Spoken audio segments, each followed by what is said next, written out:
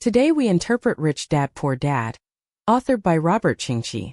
This book was once hailed by the media as the starting point for mastering wealth, and many people also call it the first lesson in financial literacy. Its content mainly tells the completely different financial management and life concepts of the two fathers. It is worth mentioning that this book was published in 1997. When it was first released, the author's concept was not accepted by the public, but to this day, he has become the starting point for countless people to make money.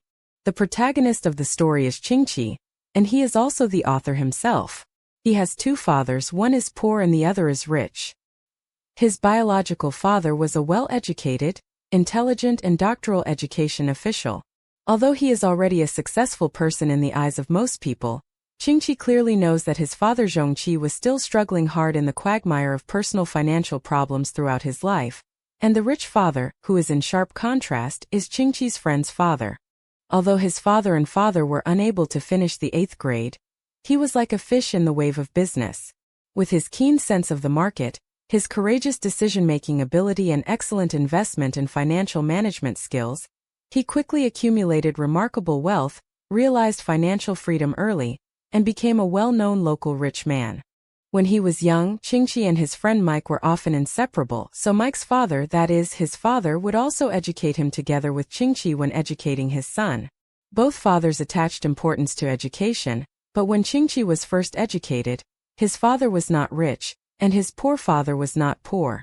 Their careers were just beginning and they were all fighting for money and family. However, the completely different values of the two fathers made Kiyosaki feel very contradictory. The poor father is a typical traditional working class. He hopes to study hard, get a degree, and find a good job with a high salary. In his attitude towards money, the poor father always emphasizes with a serious face that greed for money is the source of all evil, as if money is the fuse of the world's sins. In life he often says that I am not interested in money, and money is not important to me, so he talks about it. But in fact, although the poor father worked very hard, he was still overwhelmed by the family's expenses every month. The poor father did not pay attention to financial management ability, and he only saved money. Regarding investment, he always said, "Be careful and don't take risks." Whenever he encountered a place where money was used, the most things the poor father said were that I couldn't afford it. In his eyes, the security of life should be salary, retirement policies, medical subsidies, etc. However, this kind of life seems stable, but in fact it is to pin hope on others.